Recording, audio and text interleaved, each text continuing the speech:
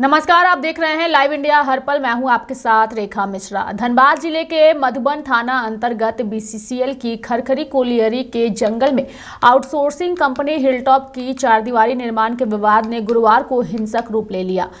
ठेका कार्य में वर्चस्व को लेकर दो पक्ष आमने सामने हो गए और एक पक्ष में गिरिडीह के सांसद चंद्र प्रकाश चौधरी के समर्थक थे, तो दूसरे पक्ष से झामुमो नेता कारू यादव के समर्थक उन्होंने मोर्चा संभाले हुए थे। दोनों ही ओर से अंधाधुंध फायरिंग और बम विस्फोट किए गए। एक पक्ष के बारूडी बस्ती निवासी सुभाष सिंह के पैर में गोली लगी, जबकि दोनों पक्ष के 2 दर्जन से अधिक युवक गंभीर रूप से जख्मी हो गए। इस दौरान 1.5 दर्जन से अधिक मोटरसाइकिलों को आग के हवाले कर दिया गया।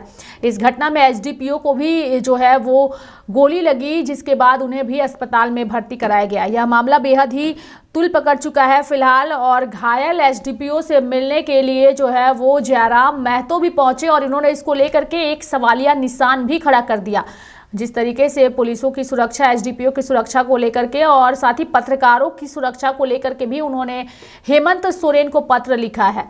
क्या कुछ उस दौरान मुलाकात के बाद जयराम महतो और अन्य अधिकारियों ने कहा है, वो बयान पहले दर्शकों को सुनाते हैं और उसके बाद इस पूरी खबर को विस्तार पूर्वक बताएंगे। सबसे पहले तो हम आप सभी से भी कहेंगे कि आप तमाम पत्रकार बंधुओं के साथ साथ तमाम धनबाद वासी डीएसपी एसडीपीओ महोदय के लिए प्रार्थना करें।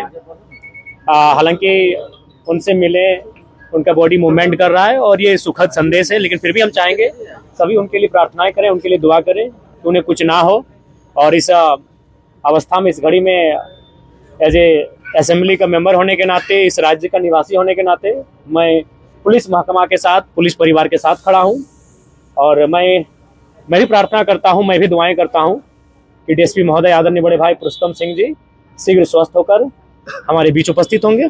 कि इसकी हम भर्त्सना करते हैं और बिल्कुल ये बहुत ही निंदा असंवैधानिक है कि आज कोयला चोरों का, कोयला माफियाओं का मनोबल इतना बड़ा है कि प्रशासन को भी तुच्छ समझ रहे हैं। और आज प्रशासन के पास भी, पुलिस के पास भी एक अच्छा मौका है बाघमारा से माफियाओं के गुंडों को खदेड़ने का और बाघमारा को एक शांत बाघमारा बनाने का एक अच्छा अवसर है।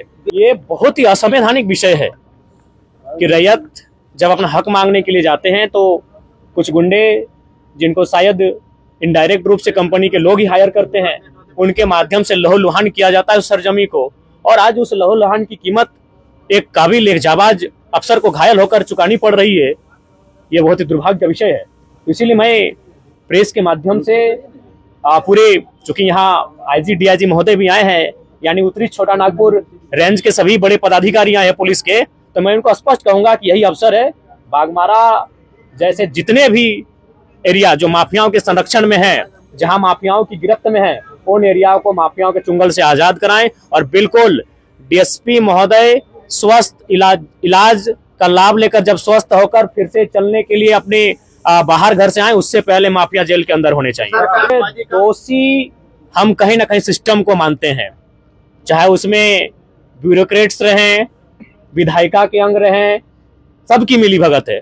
हो सके बिल्कुल जो सिस्टम में, जो भारत का लोकतांत्रिक सिस्टम है, उस सिस्टम को हम दोषी मानते हैं।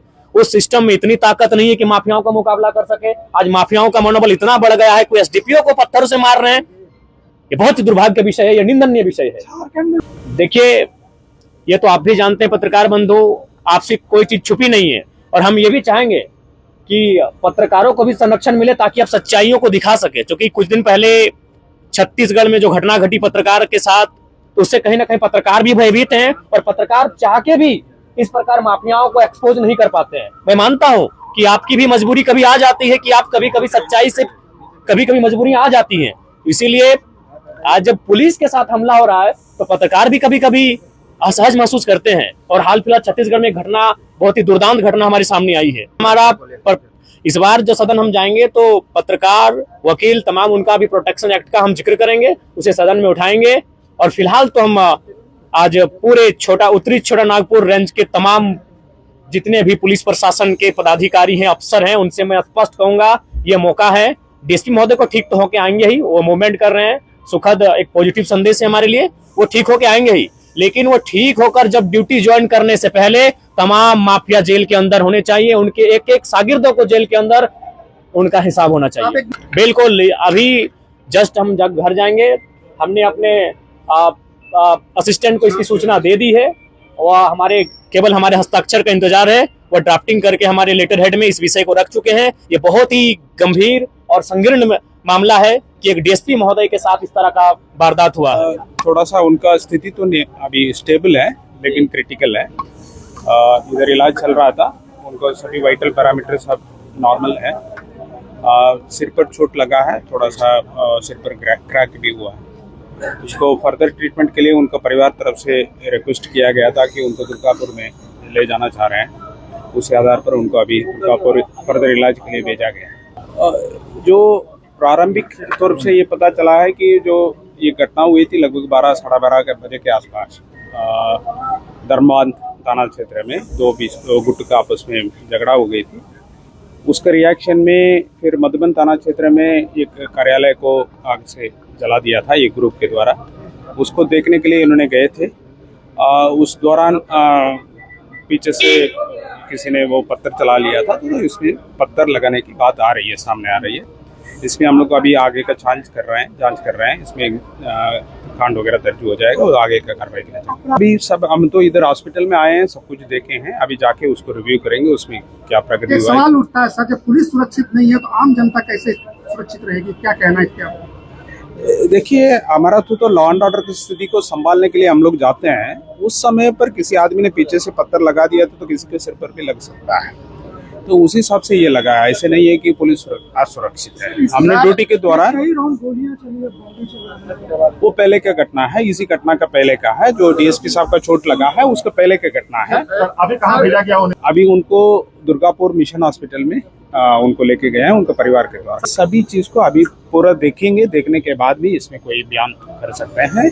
पूरा मामला को हम लोग देखेंगे, अभी उसमें समीक्षा कर लेंगे। समीक्षा के बाद भी इसमें कुछ कह रहे पुलिस तो आप तो कह रहे हैं ये हमेशा रहता है। तो आप लोग जब से हैं इधर रहता है, तो जहाँ जहाँ इसको सूचना मिलता है पुलिस के तरफ से जो कार्रवाई किया जाता है, ये कभी कभी है वो ज्यादा हो जाता है, उसके चलते इसी तरह का घटना हो जाती है। हम लोग इसके आगे भी देखेंगे कि इस तरह का घटना पुनरावृत्ति ना हो। तो आपने दोनों ही बयान सुना, साथ जयराम महतो को भी सुना और अधिकारी को भी सुना। जयराम महतो ने स्पष्ट कहा कि अब जब वो सदन जाएंगे तो सदन के अंदर पुलिस की सुरक्षा, पत्रकारों की सुरक्षा और जो है वो सदन के अंदर उठाएंगे, ताकि इनकी भी सुरक्षा जो है वो मुहैया कराई जाए, ताकि इन्हें इस तरीके से गोलियों का निशाना जो है वो ना बनना पड़े। दरअसल पूरा मामला एक बार हम दर्शकों को बताएंगे। मधुबन व धर्माबाद पुलिस जो है उस दौरान वहां मौके पर तैनात थी, लेकिन जैसे ही हंगामा शुरू हुआ पुलिस वहां से भाग खड़ी हुई।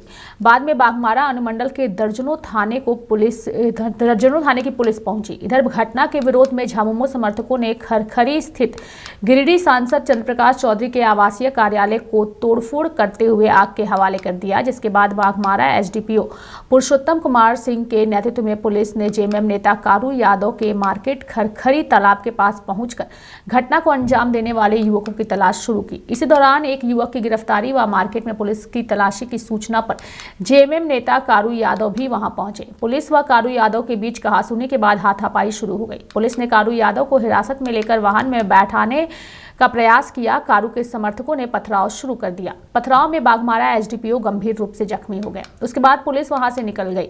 इधर कारू यादव भी पुलिस हिरासत से बचकर निकल गए। सूचना पाकर ग्रामीण एसपी कपिल चौधरी मधुबन थाना पहुंचे और मामले की जानकारी ली।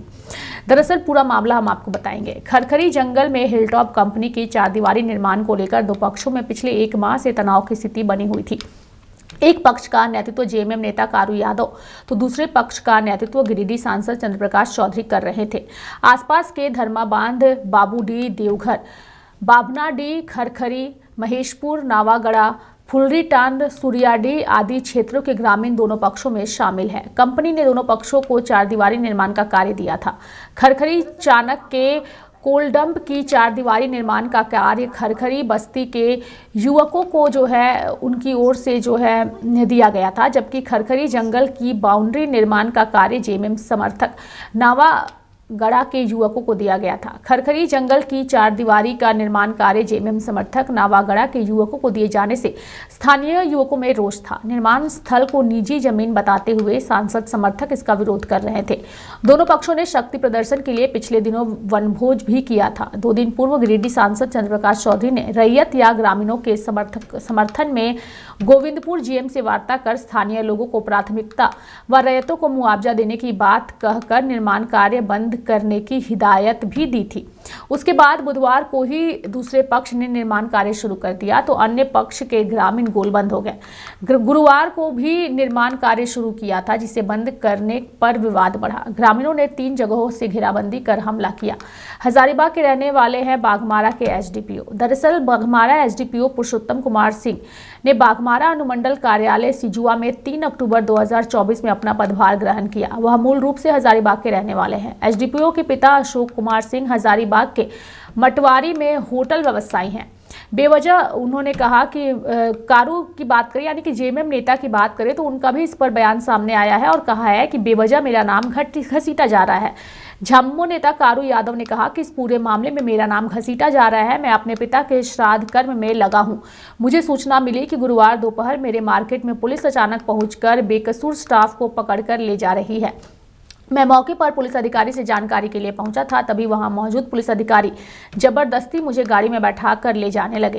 यह वहां से लगे सीसीटीवी फुटेज में देखा जा सकता है। अपराधियों का मनोबल बढ़ा हुआ है, ऐसा सांसद ने भी बयान दिया है। दरअसल गिरिडीह सांसद चंद्रप्रकाश चौधरी ने कहा कि अपराधियों का मनोबल झारखंड में इतना बढ़ गया है कि एक जनप्रतिनिधि के आवासीय कार्यालय में तोड़फोड़ व आगजनी की गई है, जो दुर्भाग्यपूर्ण है। ऐसे उपद्रवियों पर प्रशासन कार्रवाई करे, अन्यथा ऐसे तत्वों का मनोबल बढ़ेगा। इस तरह की घटना प्रशासन के लिए एक चुनौती है। बीसीसीएल प्रबंधन बिना एनओसी और बगैर अनुमति के कोयला चोर एवं गुंडा तत्वों से काम करा रहा है। यह दुर्भाग्यपूर्ण है। दोषियों पर कार्रवाई होगी, इसको बारे में आईजी ने कहा है। दरअसल बोकारो रेंज के आईजी एस माइकल राज गुरुवार को एसडीपीओ बाघमारा पुरुषोत्तम सिंह को देखने अस्फी अस्पताल पहुंचे। मीडिया से बातचीत में उन्होंने कहा कि एसडीपीओ की स्थिति फिलहाल स्टेबल है, लेकिन नाजुक है। सिर पर गंभीर चोट आई है। परिवार के आग्रह व बेहतर इलाज के लिए उन्हें दुर्गापुर के मिशन अस्पताल में भर्ती कराया गया है। प्रारंभिक रूप से जो जानकारी मिली है, घटना करीब 12:30 बजे की है। उसमें पता चला कि बाघमारा थाना क्षेत्र में 2 गुटों में झड़प हो गई थी, जिसके रिएक्शन में मधुबन थाना क्षेत्र के कार्यालय को आग से जला दिया गया, जिसे देखने एसडीपीओ श्री सिंह गए थे और इसी बीच किसी ने पीछे से उन पर पत्थर चला दिया है। घटना की जांच चल रही है, दोषियों पर कार्रवाई की जाएगी। मौके पर DIG Suresh Jha, DC Madhavi Mishra, JAP commandant Mukesh Kumar, city SP Ajit Kumar समेत अन्य अधिकारी उपस्थित थे। फिलहाल यह मामला झारखंड में बेहद ही राजनीतिक रंग ले चुका है। बीजेपी ने भी सोशल मीडिया पर ट्वीट करते हुए इस घटना की निंदा की है और अपराधियों पर कड़ी कार्रवाई करने की मांग की है। दूसरी ओर जयराम महतो ने भी जो है वो घायल एसडीपीओ से मुलाकात की है और इस पूरे मामले की निंदा करते हुए उचित जांच की मांग करते हुए कई सारे सवाल भी उठाने का उन्होंने आश्वासन दिया है। मेरे साथ फिलहाल अभी के लिए इस खबर में इतना ही। आप देखते रहिए लाइव इंडिया हर पल। नमस्कार।